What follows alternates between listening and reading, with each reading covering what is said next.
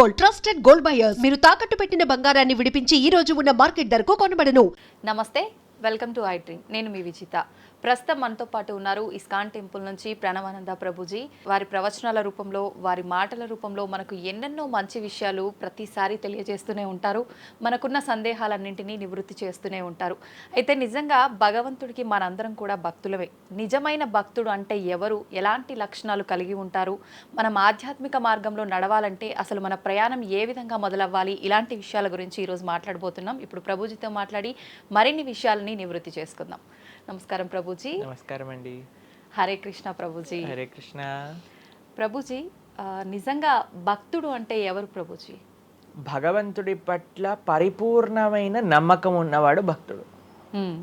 సుఖాలు వచ్చినా, దుఃఖాలు వచ్చినా, అవమానాలు వచ్చినా, పొగడతలు వచ్చినా, మన జీవితంలో ఏ సిచ్యువేషన్ వచ్చినా సరే మనం భగవంతుణ్ణి ఆశ్రయించి ఆయన పట్ల నమ్మకం ఉన్నవాడు భక్తుడు.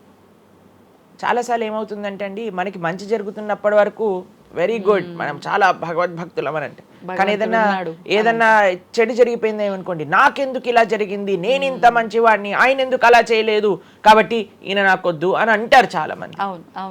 మేము మీరు ఆశ్చర్యపోతారు, అసలు నాకు నా భక్తి జీవితంలో చాలా ఇన్స్పిరేషన్గా అనిపించింది. నేను ఇప్పుడు మనకి తెలుసు పాలస్తీన్ ఇంకా ఇజ్రాయెల్లో వార్ జరుగుతుంది, గాజా అనే ప్రదేశంలో. అయితే ఒక ఆవిడ, అసలు చాలా వీడియోస్ చూశాను ఒకదాని తర్వాత ఒకటి, అక్కడ ఉండే వాళ్ళు మొత్తం ఫ్యామిలీ నష్టం అయిపోయినా, పిల్లలు చనిపోయినా, ఏం చేసినా సరే వాళ్ళు ఇలా అంటున్నారనమాట, ఏ అల్లా నువ్వు మాకు ఇది చేసావు కానీ మేము మాత్రం నీకు స్తోత్రం చేస్తాం. వాళ్ళ లాంగ్వేజ్లో వాళ్ళు చెప్తున్నారనమాట, నువ్వు ఏం చేసినా సరే మా మంచికే చేస్తావని నాకు తెలుసు, కాబట్టి ఇంకా ఇంకా మేము మిమ్మల్ని పొగుడుతూనే ఉంటాము. ఆ సిచ్యువేషన్లో కూడా అసలు ఆ నమ్మకం ఎలా ఉంది అని నాకు చాలా ఇన్స్పిరేషన్గా అనిపించింది. అరే ఎంత ట్రూ డివోషన్ వాళ్ళకి ఉన్నది, ఒక నమ్మకం వాళ్ళ దేవుడి పట్ల వాళ్ళకు ఉన్నది. కానీ మనం ఎన్నిసార్లు చాలామంది చూస్తుంటాం. మొన్న నాకు ఎవరో వీడియో పంపించారు, అందులో చెప్తారు, ఒక వెంకటేశ్వర స్వామి ఫోటో ఉంటుందన్నమాట, ఒక ఆవిడ చెప్తారు, ఓయ్ నేను చెప్పింది చేస్తావా లేదా, ఇంకో దేవుడిని తీసుకొచ్చి పెట్టేయాలనా అని అంటుందన్నమాట. అయితే నేను చూసి ఆశ్చర్యపోయాను అనమాట, మనకి ఎందుకు ఇలాంటి ఫేత్, ఇలాంటి నమ్మకం ఎందుకు లేదు? ఎప్పుడైతే మనం ఎంతైతే మనకి ఇన్వెస్ట్మెంట్ చేస్తామో అంతే రిటర్న్ వస్తుంది కదండి. అలానే మన నమ్మకం, మాన అపమానాలు, ఇవి సుఖ దుఃఖాలు, ఇవన్నీ ప్రపంచంలో ఒక భాగం అండి, ఇదంతా జీవితంలో ఒక భాగం. అందుకే మన సనాతన సంస్కృతిలో ఎప్పుడు మంచే ఉంటుంది అని చెప్పారు. అందుకే ఈ ఉగాది పచ్చడి, మన నూతన సంవత్సరం ప్రారంభమైనప్పుడు షడ్రుజోపేతం కదండి, చెప్పుకున్నాం. కాబట్టి ప్రతి ఒక్కటి కొద్దిగా అది కావాలి, కొద్దిగా ఇది కావాలి. కానీ మనం ఏం చేస్తామంటే, ఎవరికైతే అచంచల విశ్వాసం ఉంటుందో భగవంతుడి పట్ల, స్వామి నువ్వేం చేసినా నా మంచే చేస్తావు అనేవాడు నిజమైన భక్తుడు. కాబట్టి ఎక్కడి నుంచైనా ఆ విశ్వాసం, ఆ శ్రద్ధ కానీ మనం నేర్చుకోగలిగితే ఇట్ ఈస్ ఎక్స్ట్రీమ్లీ వండర్ఫుల్ అనమాట. ఆ శ్రద్ధ, స్వామి నువ్వు ఏం చేసినా సరే నేను నిన్నే కొలుస్తా, అటువంటి శ్రద్ధ మన దగ్గర ఉండిందండి, మన దగ్గర ఉండింది. మన పూర్వీకులు, రాజులు, మహారాజులు, అసలు మన సంస్కృతి, సిక్కులు ఎవరైతే మనకి వాళ్ళ జీవితాన్ని త్యాగం చేసేసారు వాళ్ళ ధర్మాన్ని కాపాడుకోవడానికి. మనం చూస్తాం. అసలు ఇప్పుడు ఏంటంటే అండి, నాకు అన్నిటికంటే బాధాకరమైన విషయం ఏంటంటే, ఈ ప్రజెంట్ డే యూత్ ఉన్నారు కదా, వాళ్ళకి మన దేశ సంస్కృతి గురించి తెలియదు, మన దేశ హిస్టరీ గురించి తెలియదు, మన కల్చర్ గురించి తెలియదు, మన ఆధ్యాత్మికత గురించి తెలియదు. తెలుసుకోవాలి అనే ప్రయత్నం కూడా చేయట్లేదు. ఎవరు అసలు దేశాన్ని కాపాడాలనుకుంటుంది? అసలు మన పూర్వీకులు మనకి ఎలాంటి సంపత్తిని ఇచ్చారు? ఏవో టీవీలలో వచ్చే చెత్త చెత్త ప్రోగ్రాములు చూడటము, టైం వేస్ట్ చేసేయటము. ఇప్పుడు మాకు చెప్తున్నారు, ఎవరో బిగ్ బాస్ అనేదో ప్రోగ్రామ్ వస్తుందట. జనాలందరూ అసలు ఏమొస్తుంది చెప్పండి? మన జీవితంలో ఏదైనా మార్పు కలగలిచ్చా? మనకి లేదు. ఎవడో ఒకటి చోట వాడు డబ్బులు సంపాదించుకుంటూ వాడు చేసే చెత్త పనులన్నీ మనం చూస్తూ ఉంటే, మనం వింటూ ఉంటే, దాని తర్వాత చూస్తే పర్వాలేదు, ఆ వ్యక్తుల పట్ల అపరిమితమైన ప్రేమను పెంచుకొని, ఒకళ్ళు నాకు ఈ మధ్య ఎక్స్ప్లెయిన్ చేస్తున్నారనమాట, ఒక్కొక్కళ్ళకి ఆర్మీ అని తయారైపోయి వేరే వాళ్ళని దూషించటం, వేరే వాళ్ళని తిట్టడం. ఈ సమాజం ఇలా ఉంటే నీకు ఒక బిగ్ బాస్ అనే ఒక టైం వేస్టర్ని కావాలి, అది అయిపోగానే ఐపీఎల్ అనే ఒక టైం వేస్టర్, దాని తర్వాత నెట్ఫ్లిక్స్, అమెజాన్ ప్రైమ్, ఇవన్నీ ఎప్పుడు ఉన్నాయి. మనకి నిజంగా మేము కొన్నిసార్లు యూత్ని కలిసినప్పుడు అడుగుతామండి, అరే మన దేశ రాజకీయాల గురించి తెలుసా అని అంటే, తెలుసండి. ఎవరి దగ్గర నుంచి తెలుసుకున్నావు అని అంటే ఒక యూట్యూబర్ పేరు చెప్తాడు. ఆ యూట్యూబర్ ఏమో ఎక్కడో వేరే దేశంలో కూర్చొని మన సంస్కృతిని, మన రాజకీయాల్ని ఎలా ఒక వేరే దిశగా నడిపించాలో నడిపిస్తుంటారు. వాడివన్నీ వింటూ వీళ్ళు ప్రభావితం అయిపోతారు అనమాట. కానీ ఏంటి అసలు మన సంస్కృతి అంటే ఏంటి, మన ధర్మం అంటే ఏంటి, అసలు కొద్దిసం భగవంతుడు చాలా దూరం అనుకోండి, కనీసంలో కనీసం మన భారతీయత అంటే ఏంటో కూడా తెలియదండి అసలు ఇలాంటి పిల్లలకి. ఈ మధ్యలో పిల్లల్ని మర్చిపోకండి. పేరెంట్స్ ఎంతమంది దృష్టి చూపిస్తున్నారు చెప్పండి? చాలా తక్కువ మంది ప్రభుజీ. ఎప్పుడు చూడు ఏ సినిమాకి వెళ్దామా, ఏ సీరియల్ చూద్దామా, ఏ రియాలిటీ షో చూద్దామా, ఏ మూవీ సిరీస్, వెబ్ సిరీస్ కొత్తగా రిలీజ్ అయిందా, ఏ ఇన్స్టాగ్రామ్లో వీడియోస్ చూద్దామా, ఇలానే ఉండిపోతే మన దేశం ఎటు వెళ్తుంది, మన రాజ్యం ఎటు వెళ్తుంది, మన సంస్కృతి ఎటు వెళ్తుంది ఒకసారి చెప్పండి. కాబట్టి భక్తి అనేది ఒక ప్రస్తుత సమాజంలో అర్థం చేసుకోవటము అనేది ఎప్పుడైతే ప్రతి ఒక్కళ్ళు తమ దగ్గర ఉండే సమయాన్ని వెచ్చిస్తారో, ఎప్పుడైతే నేను తెలుసుకోవాలి అనే ఒక ఇచ్చ మనసులో ఉంటుందో, అప్పుడు మాత్రమే పడే ఒక అద్భుతమైన జ్ఞానం అండి అది. తత్విద్ధి ప్రణిపాతేన పరిప్రశ్నేన సేవయా అని కృష్ణుడు భగవద్గీతలో చెప్పారు. ఆధ్యాత్మిక జ్ఞానం అంటే ఎలానో అలా తెలుసుకోలేమండి. దానికి సమయాన్ని వెచ్చించాలి, దానికి ఇంట్రెస్ట్ మన లోపల కలిగి సమయాన్ని తీసుకోవాలి. అరే మనకి బిగ్ బాస్ చూడటంలో ఉన్నంత ఇంట్రెస్ట్ టైం, ఐపీఎల్ మ్యాచ్లలో చూడడానికి ఇంట్రెస్ట్ టైం, వెబ్ సిరీస్లు చూడడానికి ఉన్న ఇంట్రెస్ట్ టైం, ఒక గీతా భాగవతం వినడానికి మనం టైం పెడుతున్నామా? లేదు, అసలు అట్లాంటి ఆలోచనే రావట్లేదు కదా. మరి భక్తి అంటే ఏంటి, భగవంతుడు అంటే ఏంటి, భగవంతుడు మనకి ఏం చేస్తున్నాడు, ఇవన్నిటికీ సమయం వెచ్చించాలి కదండి. కాబట్టి అందుకే మనం ఎప్పుడు చెప్పేది, ఒక భక్తుడు అనేవాడు అన్నిటికంటే అదృష్టవంతుడు. ఎవరికైతే భగవంతుడి యొక్క కృప అనుభవంలోకి వస్తుందో, అటువంటి అనుభవం కానీ మనం పొందాలి అని అనుకుంటే మనం సమయాన్ని కేటాయించాలి. ఇది చాలా ముఖ్యమైన విషయం. అయితే మనం ఆధ్యాత్మిక ప్రయాణం మొదలు పెట్టాలి అంటే ముందుగా చేయాల్సిన పని, మొట్టమొదటి అడుగు ఆధ్యాత్మిక ప్రయాణం ముందు పెట్టాలి అని అంటే ఇన్స్టాగ్రామ్, వాట్సాప్ని తగ్గించాలి. ఓకే.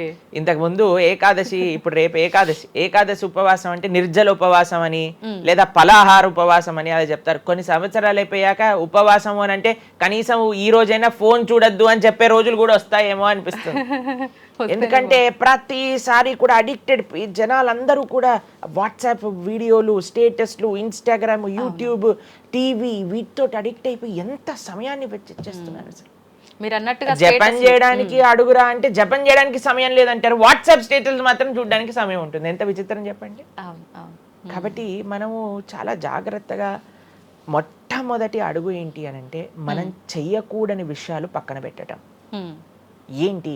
అక్కర్లేని విషయాలు వినటం, అక్కర్లేని విషయాలు మాట్లాడటం, అక్కర్లేని విషయాల గురించి ఆలోచనలు చేయటం. వీటన్నిటిని పక్కన పెట్టి 4 నియమాలు చెప్పారండి మన శాస్త్రంలో భక్తిలో ముందుకెళ్ళడానికి, ధర్మ మార్గంలో ముందుకెళ్ళడానికి. మద్యం పానం శ్రియాసూన యథా అధర్మశ్చ చతుర్విధం అని భాగవతం చెప్తుంది. 4 రకములైన తప్పుడు అలవాట్లను మనం నిషేధన చెయ్యాలట. ఏంటి ఆ 4? మద్యము అని అంటే మద్యాన్ని సేవించటం, ఎనీ టైప్ ఆఫ్ ఇంటాక్సికేషన్ అని అనుకోండి, సిగరెట్లు కానీ, మందు కానీ, గుట్కా, మానిక్ చంద్, పాన్, ఇంకేమంటారు టొబాకో, ఇవన్నీ డ్రగ్స్, ఇవన్నీ అసలు చెప్తూ ఉంటే మిగతా ఎనీ కైండ్ ఆఫ్ ఇంటాక్సికేషన్ దీన్ని పక్కన పెట్టాలి. ఓకే, మనం భక్తి మార్గంలో ముందుకెళ్ళాలి అని అంటే చెప్తున్నాను. 2 మద్యం పానం శ్రియ అసూన. జూదము ఇంతకుముందు జూదం ఆడుతూ ఉండేవారు, మనకు తెలుసు పాచికలాట అని అనేవారు. మహాభారతంలో యుధిష్ఠిర మహారాజు గారు ఆడినప్పుడు ఏమైంది వాళ్ళ జీవితంలో మనందరికీ తెలుసు. ఎన్ని కష్టాలు పడాల్సి వచ్చింది, ఆస్తంతా వెళ్ళిపోవాల్సి వచ్చింది, అరణ్యానికి పాలవ్వాల్సి వచ్చింది. చాలా మంది అడుగుతారు ఎందుకు మహాభారతం యుధిష్ఠిరుడు ఆడాడు. ఆయన ఆడి చూపించారు, అయ్యా ఆడితే ఈ పని అవుతుంది.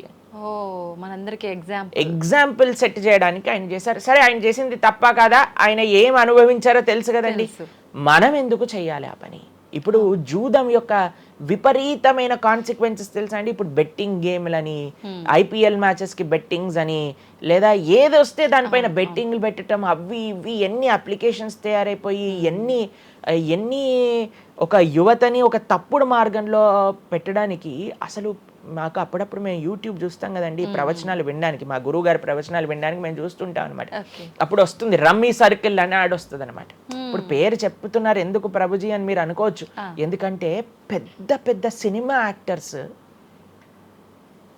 వాళ్ళు ప్రమోట్ చేసేది రమ్మీ సర్కిల్ అని, మాణిక్ చంద్ కంపెనీస్ని, గుట్కాలని, తర్వాత ఏవైతే అన్హెల్దీ ప్రోడక్ట్స్ కోక్ ఇలాంటివి ఏవైతే సాఫ్ట్ డ్రింక్స్ కూల్ డ్రింక్స్ ఉంటాయో వాటిని మీరు ఒక్కసారి ఆలోచన చేయండి. వాళ్ళు నిజమైన శ్రేయోభిలాషలా మనకి ఒక్కసారి ఆలోచన చేస్తే మనకు అర్థమవుతుందని.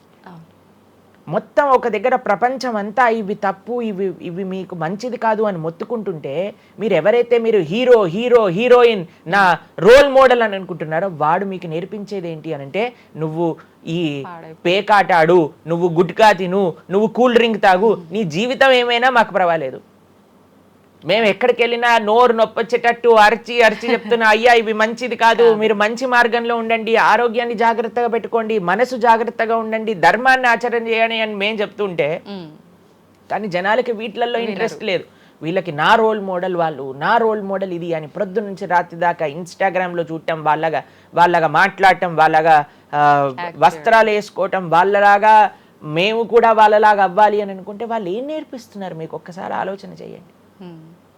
ఎంతమంది దేశంలో ఉండే యువత మొత్తం కూడా తప్పుడు మార్గంలోకి వెళ్తే మన భారతదేశ భవిష్యత్తు ఏం కావాలో ఒకసారి చెప్పండి. కాబట్టి ఫస్ట్ ఏమన్నా మనం ఇంటాక్సికేషన్, సెకండ్ గ్యాంబ్లింగ్ అని అంటారు, జూదం, ఏ ప్రకారమైన జూదమైనా సరే దాన్ని పక్కన పెట్టాలి. మూడవది మాంసాహారాన్ని సేవించటం, ప్రాణిహింస చెయ్యకూడదు, భగవద్భక్తి మార్గంలో ముందుకెళ్ళాలి, భగవంతుని తెలుసుకోవాలి అని అంటే మనం లాస్ట్ టైం దీని గురించి మాట్లాడుకున్నాం, మనం ఎక్స్ప్లెయిన్ చేసాం అనమాట క్లియర్గా ఎందుకు మనం మాంసాహారాన్ని స్వీకరించకూడదు అని. అది భౌతికంగా మనకి మంచిది కాదు, ఆరోగ్యరీత్యా మంచిది కాదు, ఎమోషనల్గా మంచిది కాదు, ఎన్వైరన్మెంటల్గా మంచిది కాదు, స్పిరిచువల్గా మనకి మంచిది కాదు అని ఈ రీజన్స్ అన్ని చెప్పాం. అయితే నిన్నటి రోజున మాకు ఆ వీడియో పంపించారనమాట. సరే ఏమున్నాయి అబ్బా కమెంట్స్లో అని చదువుతుంటే చాలా మంది అన్నారు, రోజు ఈ వీడియో చూడటం వల్ల మేము మాంసాహారం తినటం మానేసాము, మాకు క్లారిటీ వచ్చిందని చాలా కమెంట్స్ ఉన్నాయి. కొంతమంది ఏం రాశారు తెలుసా అండి, మరి ప్లాంట్స్కి, మరి ఆకుకూరలకి, తర్వాత మనం పండించే మొక్కలకు కూడా ప్రాణం ఉంది కదా అని. మీకు ఒక విషయం చెప్తాను, చాలా మంది ఈ ఆర్గ్యుమెంట్స్ చెప్తారండి, నాన్ వెజిటేరియన్ మానేసేయండి అని అంటే మరి మీరు జీవహింస చేయట్లేదా, మీరు కూడా మొక్కల్ని కట్ చేస్తున్నారు కదా అని అడుగుతారు. ఇప్పుడు దానికి 2-3 విషయాలు మీకు ప్రస్తావన చేస్తాను. ఒకటి, మీరు పాలకూరని, గోంగూరని, తోటకూరని కొయ్యడానికి వెళ్ళినప్పుడు అది గట్టిగా అరుస్తూ చంపేయకు నన్ను, ఏదో ఒక రక్తం కారటం, అది ఇలా గార్లో ఎగరటం ఇలాంటివి చేస్తుందా అండి? లేదు. ఎప్పుడైనా మీరు ఆపిల్ పండుని కొయ్యడానికి వెళ్ళినప్పుడు ఆపిల్ పండుని ఇలా అనగానే దాంట్లో నుంచి రక్తం చెట్టులో నుంచి దారాలుగా కారుతుంటుందా అండి? అదేమైనా గట్టిగా అరుస్తుందా అని కొంతమంది అంటారు, అది అరుస్తుంది మనకి వినిపించదు. మనకి ఒకసారి అర్థం చేసుకోవాలి, ఒక ప్రాణికి ఒక వెల్ డెవలప్డ్ కాన్షియస్నెస్ ఉన్న వ్యక్తికి లేదా ఒక పర్సనాలిటీకి లేదా ఒక ప్రాణికి లేదా ఒక ప్లాంట్కి ఏంటి వ్యత్యాసము అనేది మనం తెలుసుకోవాలి. దాంతోపాటు ఇంకొక విషయం చెప్తాను, మరి ప్లాంట్స్ని తినచ్చు యానిమల్స్ని తినకూడదు అని ఏంటి ప్రమాణము అనంటే, భగవంతుడు మనకి ఈ విషయాన్ని ప్రస్తావన చేశారు, స్వామి మనకి ఈ విషయాన్ని ఉపదేశం చేశారు. అయ్యా నువ్వు కేవలం శాకాహారాన్ని మాత్రమే తినవచ్చును, సాత్విక ఆహారాన్ని మాత్రమే తినవచ్చును. ఎక్కడ చెప్పాడు భగవంతుడు?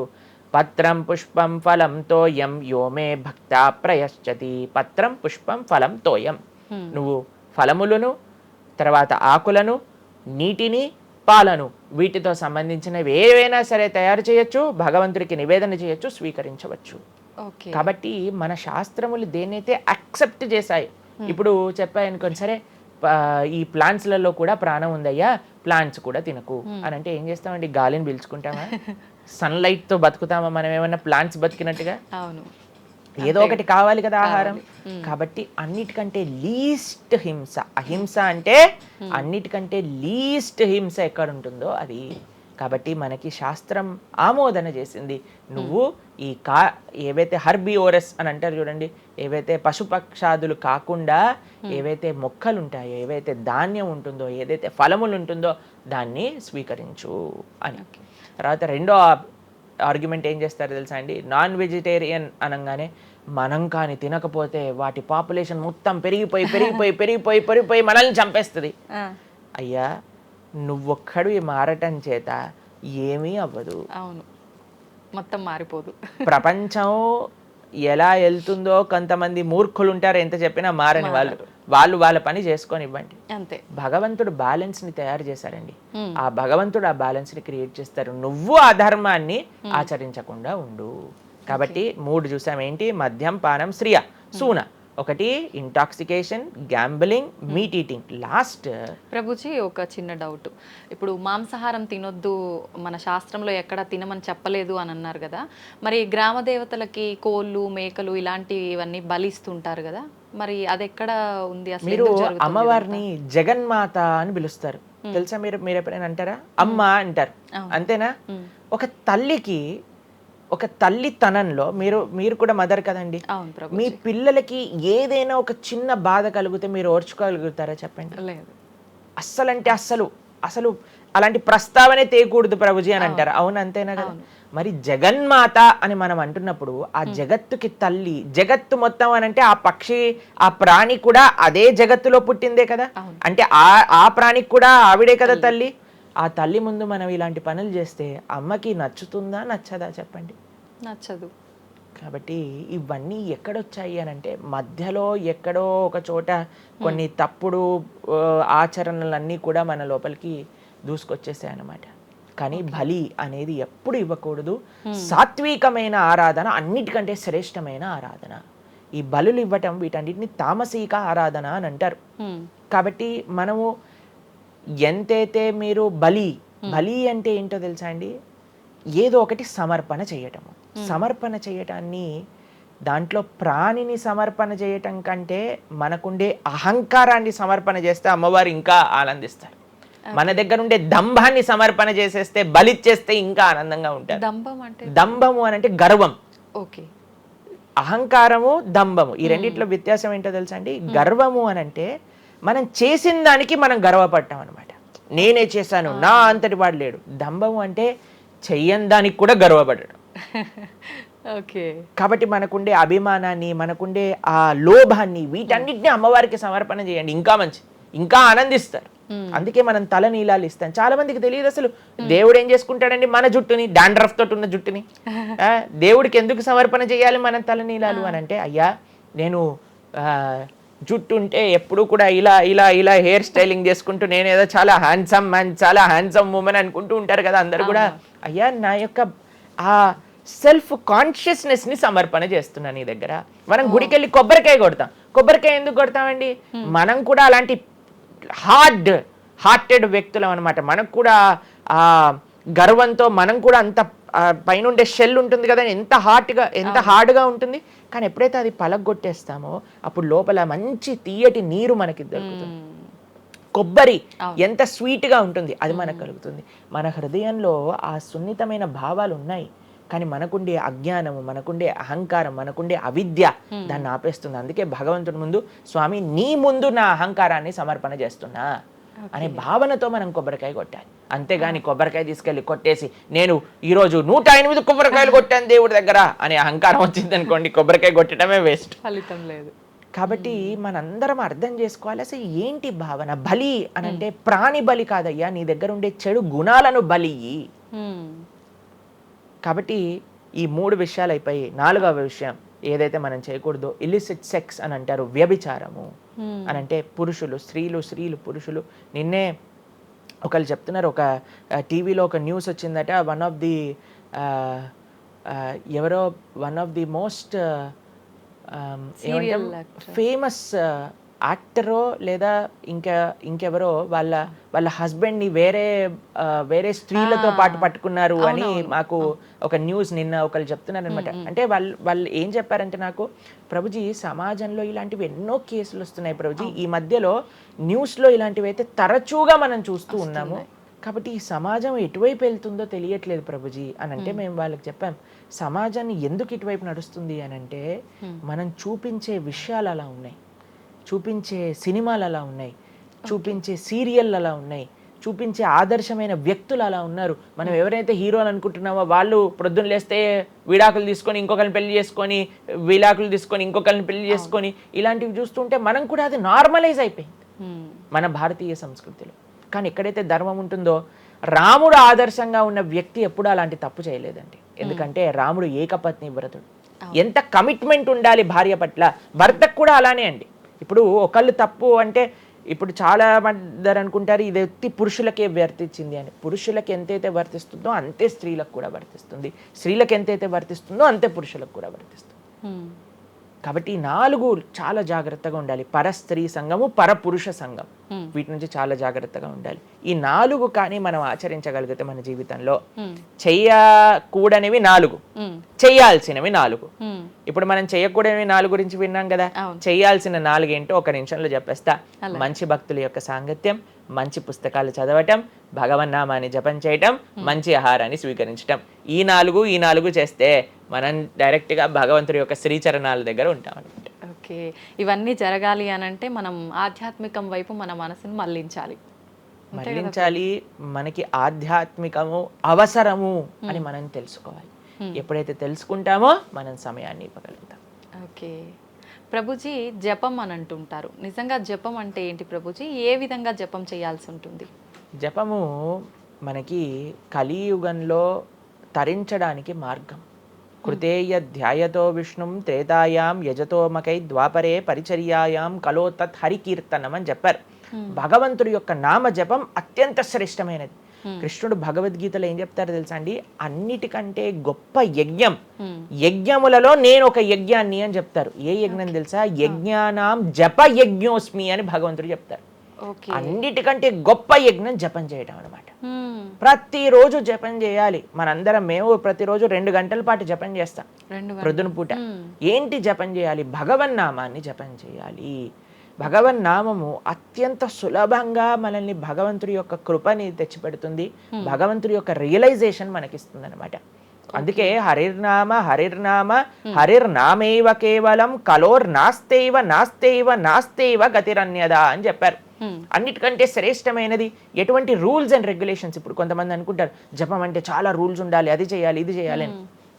ఏం లేదు, చక్కగా శుచిగా ఉండండి, శుభ్రంగా ఉండండి, భగవంతుడి ముందు దీపం పెట్టండి, కూర్చోండి, ఒక జపమాల పట్టుకోండి. హరే కృష్ణ కృష్ణ కృష్ణ హరే హరే, హరే రామ రామ రామ హరే హరే. సింపుల్ మంత్రం, ఎవరైనా చేయొచ్చు, ఎటువంటి కాంప్లికేషన్స్ లేదు. ఏ స్థితిలో ఏ అవస్థలో ఉన్న వాళ్ళైనా సరే చక్కగా జపం చేయొచ్చు.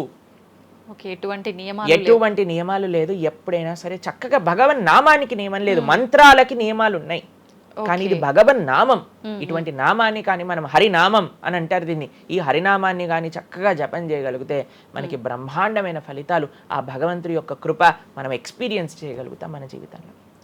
ఇప్పుడు మీరు చూడండి, నోట్లు ఎప్పుడైనా మనం లెక్క పెట్టామనుకోండి, ఎలా లెక్క పెడతారు తెలుసా? ఇలా 1 2 3 4 5 6 7 8 9 10 అని లెక్క పెడతారు, అంతేనా? ఏదైతే నోట్లు లెక్క పెట్టేటప్పుడు ఎప్పుడు మనం బయటికి లెక్క పెడతాం, ఎందుకంటే ఇది ఎప్పుడు బయటికి వెళ్ళేదే. కానీ జపం చేసినప్పుడు ఎలా లెక్క పెడతారో తెలుసా అండి? మీరు జపం చేస్తుంటే హరే కృష్ణ కృష్ణ కృష్ణ హరే హరే, హరే రామ రామ రామ హరే హరే అని లోపలికి అంటాం మాలని. నోటిని బయటికి అంటాం, జపాన్ని లోపలికి అంటాం లెక్క పెట్టేటప్పుడు. ఎందుకంటే ఇది ఎప్పుడు మనతో పాటు వచ్చేది ధనం, ఇది వెళ్ళిపోయే ధనం. కాబట్టి శాశ్వతంగా మన లోపలతో వచ్చే ధనం, జన్మాంతరాలకు కూడా మనల్ని ఉద్ధరింపజేసే ధనం ఏదన్నా ఉంటే అది భగవన్నామ జపం. నిజంగా ఎంత మంచి మాట ప్రభుజీ. అసలు ఈ లాజిక్ అర్థమే కాలేదు ఎప్పుడు మాకు. మీరు చెప్పేదాకా ఇంత లాజిక్ ఉంది అని అనిపించలే. చాలా మంచిగా చెప్పాం. ప్రతి ఒక్కళ్ళు చిన్న పిల్లల నుంచి, మా దాంట్లో మా గ్రూప్ లో మీరు చూస్తే చిన్న పిల్లల నుంచి వృద్ధుల వరకు అందరు జపం చేస్తారు. అంతెందుకండి, మీరు చూస్తారు హరే కృష్ణ భక్తులు దేశ విదేశాల నుంచి ఉన్న వాళ్ళందరూ జపమాల పట్టుకొని జపం చేసే వాళ్ళని మనం చూడట్లేదు. కాబట్టి మనకి ఎందుకు జపం రాదు? టైం వస్తుంది, టైం ఉంది. ఎక్కడెక్కడ టైం వేస్ట్ చేస్తున్నామో తెలుసుకుంటే ఎక్కడ దాన్ని యూటిలైజ్ చేయాలో తెలుస్తుంది. సమయంతో పనుందా ప్రభుజీ? ఏ సమయంలో అయినా చేసుకోవచ్చు, కానీ ప్రొద్దున పూట చేస్తే అత్యంత శ్రేష్టమైన. ప్రొద్దున పూట మనం త్వరగా లేసి, త్వరగా స్నానం చేసి, త్వరగా జపం చేసుకోగలిగితే ఆ రోజంతా బ్రహ్మాండంగా ఉంటుంది. ధ్యానం కూడా చేస్తుంటారు చాలా మంది. జపానికి ధ్యానానికి వ్యత్యాసం ఏంటి? మనము భగవన్నామ మంత్రాన్ని, నామాన్ని జపం చేస్తూ భగవంతుడి గురించి ధ్యానం చేయాలి. ఓకే. ఇప్పుడు జస్ట్ ధ్యానం, చాలా మంది మాకు ఈ కంప్లైంట్ చేస్తున్నారు, ఇప్పుడు ఈ ధ్యానం చేస్తే మనసు నిలకడగా ఉండట్లేదు, మనసు ఎక్కడికి వెళ్ళిపోతుంది, అక్కర్లేని ఆలోచనలు వస్తున్నాయి. వస్తున్నాయి. ఇప్పుడు చూడండి, పిల్లవాడు అటు ఇటు ఇటు అటు కదులుతున్నాడు అనుకోండి, ఇంట్లో ఏయ్ అనగానే సైలెంట్. అయిపోతారు. అలా మన మనసు కూడా అటు ఇటు ఇటు అటు కదులుతూ ఉంటుంది. కానీ ఎప్పుడైతే మనం మంత్రంతో ధ్యానం చేస్తామో అప్పుడు మనసు ఇలా వెళ్ళిపోయింది అనుకోండి పక్కకి, హరే కృష్ణ అనగానే ఆ మనసు వచ్చేస్తుంది, వామ్మో వీడు కాన్షియస్గా ఉండండి నేను అటు ఇటు వెళ్తుంటే. కాబట్టి మనసు కూడా మనం ఆ నామం పట్ల మనం ధ్యానం చేయొచ్చు. ఎప్పుడైతే మనం నామాన్ని మంచిగా జపం చేస్తామో ఆ నామంలోంచే భగవంతుడి యొక్క రూపం, గుణం, లీల అవన్నీ కూడా ప్రకాశితం అవుతాయి. కానీ ఫస్ట్ మనం ధ్యానం నామం పైన పెట్టాలి. మన ఉచ్చారణ కరెక్ట్గా ఉందా, మనం చక్కగా ఆ నామాన్ని వింటున్నామా, దీనిపైన ధ్యాస ఉండాలన్నమాట. నిజంగా చాలా మంది ధ్యానం చేసేటప్పుడు ఆ ఏకాగ్రత అనేది రావట్లేదు, ఎన్నిసార్లు ప్రయత్నించినా అంటుంటారు కదా ప్రభుజీ. ఏం చేయాలంటారు ఆ ఏకాగ్రత రావాలంటే? ప్రాక్టీస్ చేయాలి. అభ్యాసేనతు కౌంతేయ, అభ్యాసం చేయాలి. ఇదేదో చాలా మంది ఏం చేస్తారు తెలుసా అండి, ప్రభుజీ నేను 3 రోజుల నుంచి జపం చేస్తున్నా కానీ నాకు ఆ రుచి కలగట్లేదు. అయ్యా 300 కోట్ల జన్మలు తీసుకున్నాం మనము, ఆ జన్మాంతరాల్లో ఉండే వాసనలు ఉన్నాయి కదా, కొద్దిగైనా మనం సమయం ఇవ్వాలి భగవంతుడి యొక్క నామం. ఇప్పుడు మురికి పట్టిన ఒక క్లాత్ ఉందనుకోండి, ఇంకులో ముంచేసిన క్లాత్ ఉందనుకోండి, దాన్ని ఇచ్చాను అనుకోండి, ఇప్పుడు ఒక్క ఉతుకుల్లో పోతుందా ఇంకంతా? ఒక ఉతుకు తర్వాత ఇంకో ఉతుకు తర్వాత ఇంకో కొద్దిగా వెళ్తూ ఉంటుంది, కొద్దిగా వెళ్తూ ఉంటుంది. కొన్నిసార్లు మనకి ఫస్ట్ 3-4 వాషెస్లో తెలియదు అసలు పోయిందా లేదా. పోతుంది కానీ మనకు అంత ఎవిడెంట్గా కనిపించదు. కానీ 10, 15, 20, 30 సార్లు అయ్యాక తెలుస్తుంది. 100 సార్లు అయ్యాక మళ్ళీ మనకి తెల్లగా ఆ క్లాత్ బయటికి వచ్చేస్తుంది. అలానే మనం కూడా ప్రయత్నం చేస్తూ ఉండాలి. ఇన్ని జన్మలు మనం మాయకి ఇచ్చేసి ఒక జన్మలో 3 రోజులు మనం భగవన్నామాన్ని జపం చేసి ఇప్పుడు నాకేం కలగలేదు అని అంటే ఎలా చెప్పండి? ఆ నిష్ఠ, ఆ సిన్సియారిటీ ఇవ్వాలి టైం మనకి. ఎలాగైతే మీరు టైం దీనికి ఇచ్చారో అలానే టైం భగవంతుడు కూడా ఇవ్వాలి. తప్పకుండా ఆ ప్రాసెస్లో తప్పలేదు. మన సిన్సియారిటీ ఎంత సిన్సియర్గా మనం చేస్తే అంత తొందరగా మనకు కృప అనేది లభిస్తుంది. ఓకే ప్రభుజీ, పునర్జన్మలు అని అంటుంటారు. పునర్జన్మలు ఉంటాయా? ఇందాక మీరు చెప్పినట్టు ఎన్నో జన్మల వాసనలు మనకి ఈ జన్మలో కూడా అవి ఉంటాయి అని చెప్పన్నారు కదా, ఆ వాసనలకు సంబంధించిన ఆ లైఫ్ని మళ్ళీ ఈ జన్మలో మనం అనుభవిస్తామా? తప్పకుండా. మీరు అంతెందుకండి, మీరే ఎన్నోసార్లు మీ జీవితంలో కొంతమందిని కలిసి ఉంటారు. వాళ్ళు చెప్తారు ఇది ఈ జన్మలోంచి కాదు, పక్కా వీడి పోయిన జన్మలోదే ఈ లక్షణం. ఎందుకంటే చాలా మంది అంటారు మా ఇంట్లో ఎవరండి ఇలా ఉండరండి కానీ వీడికొక్కటే ఈ గుణం వచ్చింది అని అంటూ ఉంటారు. మనం చాలాసార్లు చూస్తాం చిన్న పిల్లలకి వాళ్ళకి మనకు నేర్పించకుండానే ఒక టాలెంట్ వచ్చేస్తుంది. వాళ్ళు ఆ విధంగా నేను మొన్న బృందావనం వెళ్ళినప్పుడు మేము చూసాం, అక్కడ చిన్న పిల్లవాడండి, నాకు తెలిసి 3-4 సంవత్సరాలు ఉంటాయి, 250 కంటే ఎక్కువ ట్యూన్లలో హరే కృష్ణ మంత్రాన్ని పాడుతున్నాడు ఆయన. వాళ్ళ పేరెంట్స్ని అడిగాం, అయ్యా ఎలా నచ్చింది? ప్రభుజీ మేమేం తెలియదు ప్రభుజీ, చిన్నప్పటి నుంచి హార్మోనియం దగ్గరికి వెళ్ళి టిక్ టిక్ టిక్ టిక్ అనేవాడు, వాడే పాడుతున్నాడు, వాడికి మొత్తం హార్మోనియం ఎవ్వరు నేర్పించలేదు, వాడే పాడుతున్నాడు అని. అలా ఎన్నో. మీరు డాక్టర్ ఐన్ స్టీవెన్సన్, మీరందరూ ఇంటర్నెట్ ఉంది కదా, మీ అందరికి ఫోన్లు ఉన్నాయి కదా, డాక్టర్ ఐన్ స్టీవెన్సన్ అని నొక్కండి. 2500 కంటే ఎక్కువ కేసుల పైన ఆయన రీసెర్చ్ చేశారు.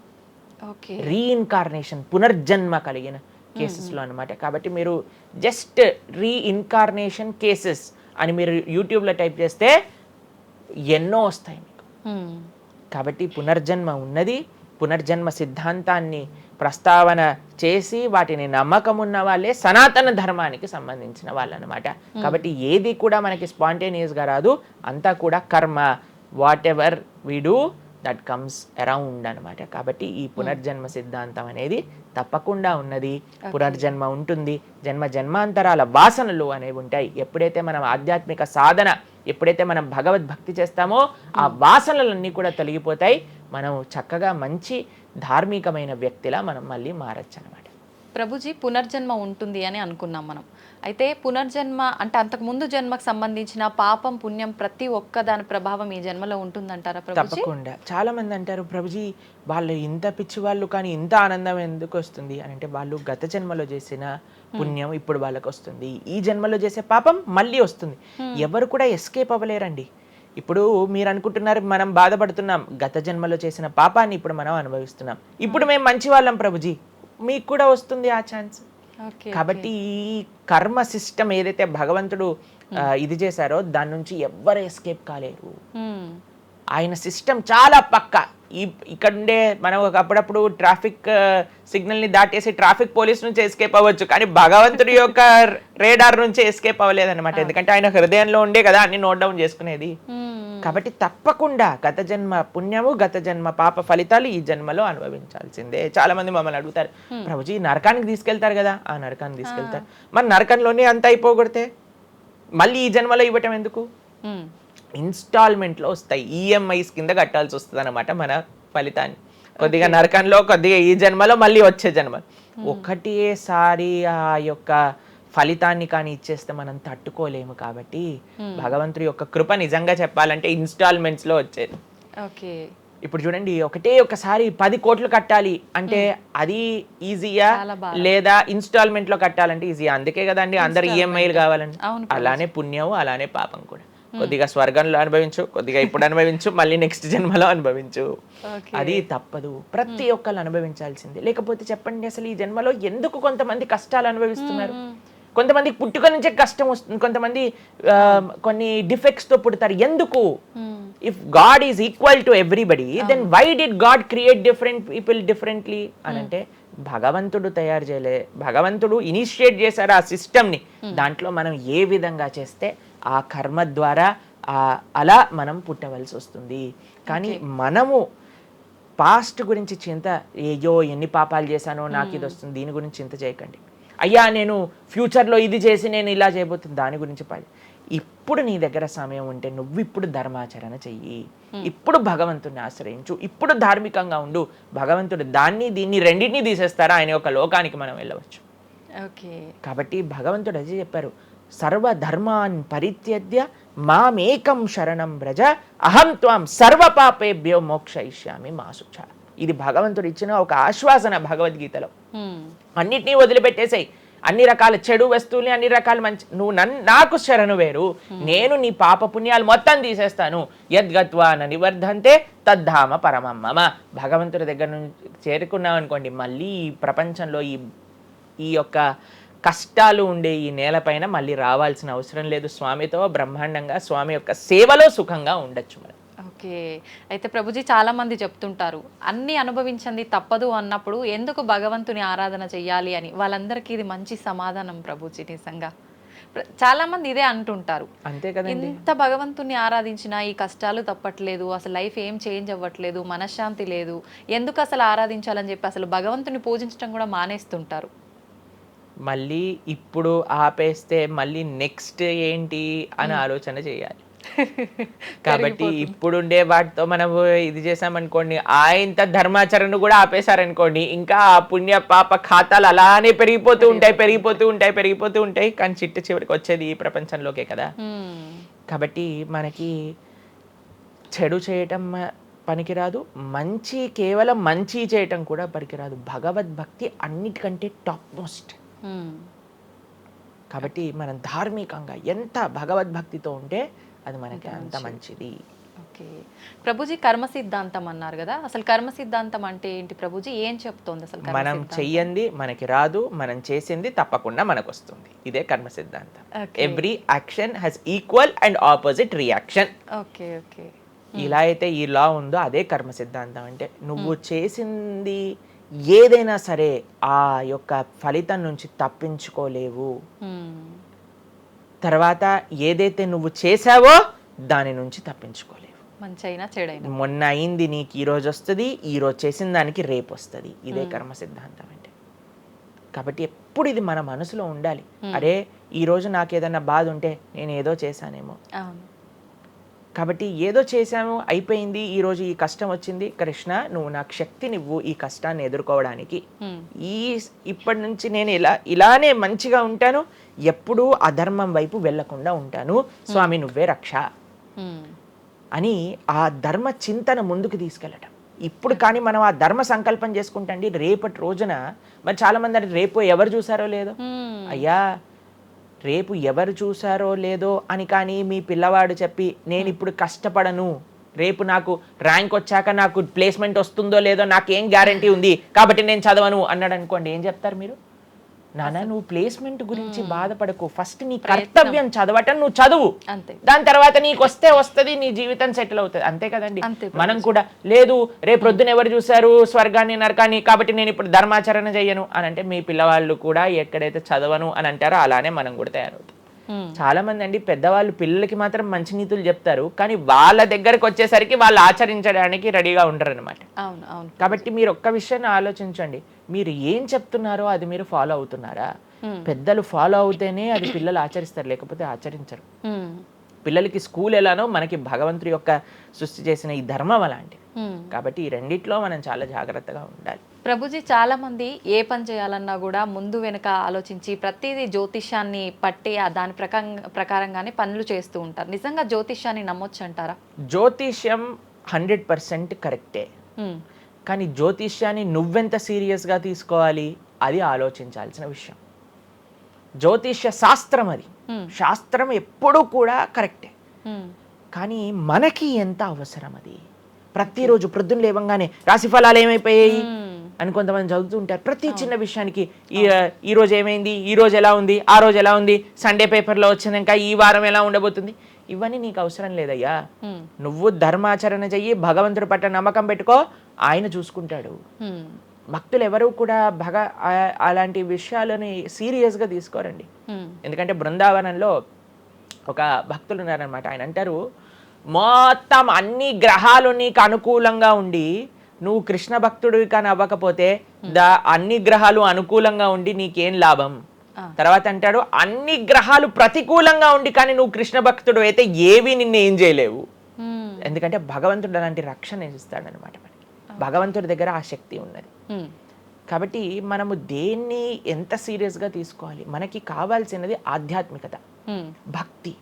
భగవంతుడి గురించి విన్నామా, భాగవత రామాయణాదులు శ్రవణం చేశామా, స్వామికి ఆరాధన చేసుకున్నామా, ఆలయానికి వెళ్ళామా, గోసేవ చేశామా, ధార్మికంగా ఉన్నామా, ఎవరికి ఏం చెడు చేయలేదా, మంచి అందరి గురించి కూడా మంచి ఆలోచిస్తున్నామా, ఒకళ్ళతో మంచిగా మాట్లాడుతున్నామా, ఎవరికి చెడు చేయట్లేదా, ఇంతవరకు నీ ఆలోచన ఉంటే సరిపోతుందండి.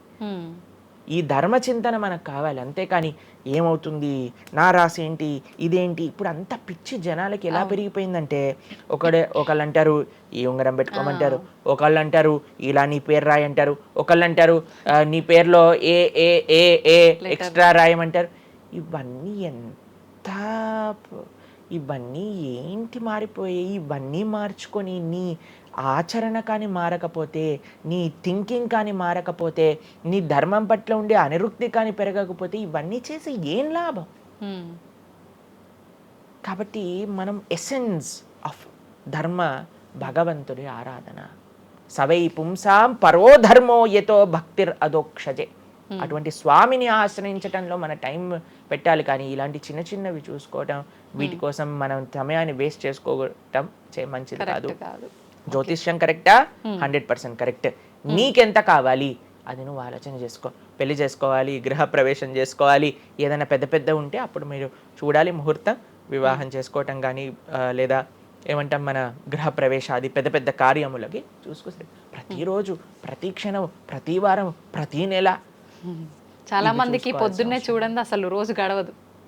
ఇలాంటి పిచ్చి పనులు ఆపాలి. ఫస్ట్ ప్రొద్దున పూట లేచి భగవంతుడి దగ్గరికి వెళ్ళి భగవంతుడికి నమస్కారం చేసి జపం చేసుకొని ధ్యానం చేసుకొని ఆలయానికి వెళ్ళి దర్శనం చేసుకొని భగవత్ చింతనలో ఉండండి. రోజులో ఏ కష్టం వస్తుందో దాన్ని ఎలా ఎదుర్కోగల ఆ శక్తిని వస్తుంది. అంతేగాని ఏమున్నాయి రాశి ఫలాలు చదవటం వల్ల ఏం అవ్వదండి. కాబట్టి సొల్యూషన్ పైన కాన్సన్ట్రేట్ చేయండి, ప్రాబ్లం కోసం విశ్లేషణ చేయకూడదు. ఓకే ప్రభుజీ, చాలామంది ఇంట్లో నెగిటివ్ ఎనర్జీస్ ఉన్నాయి, దయ్యాలు తిరుగుతున్నాయి, లేదంటే ఎవరైనా ఒక పర్సన్కి దయ్యం పట్టింది అని చెప్పి చాలామంది ఎవరు ఇట్లా పంతుళ్ళు అట్లాంటి వాళ్ళ దగ్గరికి, మాంత్రికుల దగ్గరికి తీసుకెళ్ళడము, వాళ్ళు వదిలిస్తారని చెప్పటము, ఆ దయ్యం వీళ్ళని చాలా పీడిస్తుంది అని చెప్పడం, ఇలాంటివి చాలా వింటుంటాము సహజంగా. ఇదంతా నిజమే అంటారా ప్రభుజీ? అసలు దయ్యాలు అనేవి ఉన్నాయంటారా? ఆత్మలు, దయ్యాలు ఇవన్నీ ఉన్నాయండి, అది లేవు అని చెప్పలేము, ఉన్నాయి తప్పకుండా. ఎలా అయితే మీరు నెగిటివ్ ఎనర్జీ అంటారు కదా, నెగిటివ్ ఎనర్జీ ఎక్కడికి వస్తుందో తెలుసా అండి? నెగిటివ్ పీపుల్ దగ్గరకు వస్తుంది.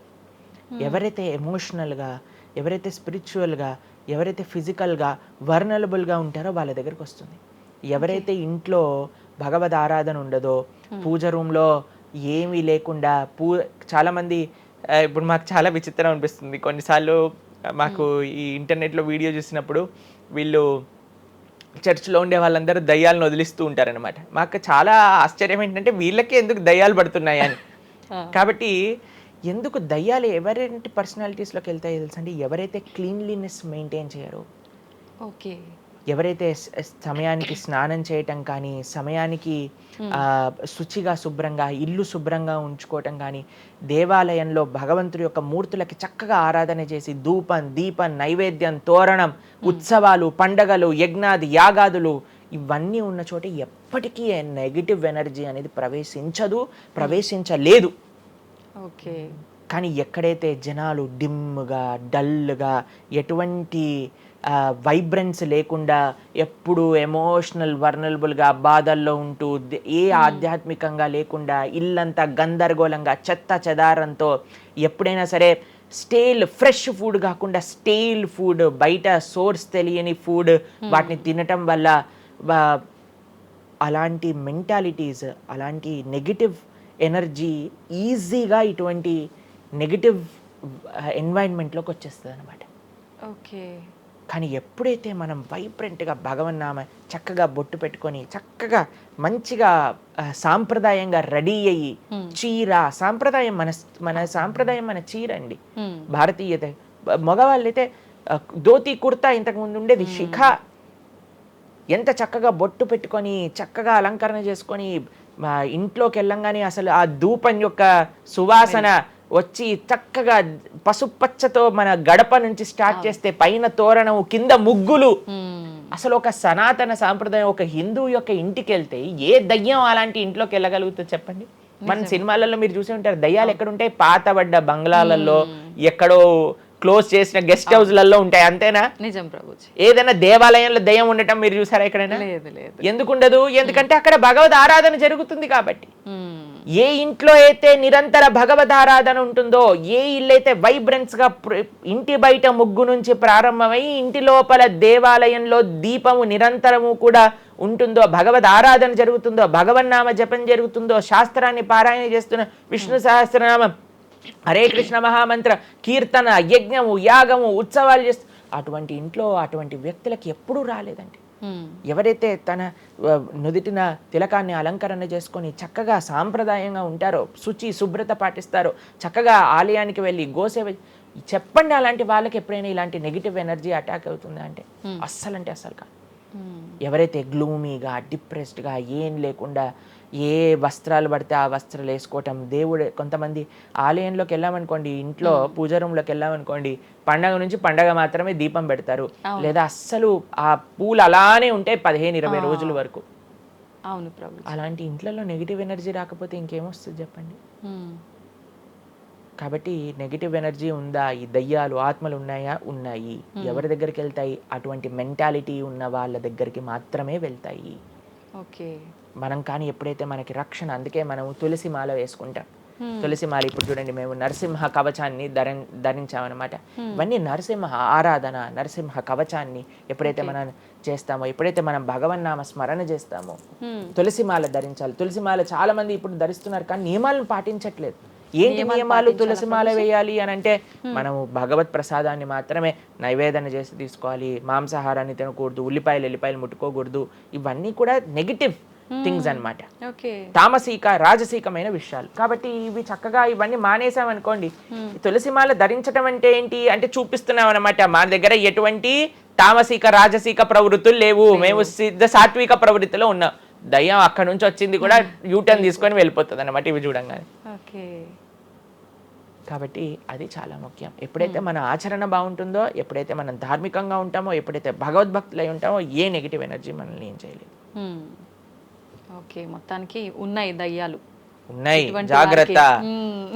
మనం మంచిగా భక్తి పరంగా ఉండండి, ధార్మికంగా ఉండండి, చక్కగా ధర్మాచరణ చేయండి, మీకేం భయం లేదు. కానీ ఎక్కడైతే ఇవన్నీ జరగవో అక్కడ ఉంటాయి. అందుకే ఆధ్యాత్మిక మార్గంలో నడవాలి అందరం కూడా. కృతజ్ఞతలు ప్రభుజీ, నిజంగా చాలా మంచి మంచి విషయాలు తెలుసుకుంటున్నాం మీ ద్వారా. ఇంకా ఇంకా తెలుసుకోవాలని కోరుకుంటున్నాం. ధన్యవాదాలు ప్రభుజీ. హరే కృష్ణ. హరే కృష్ణ.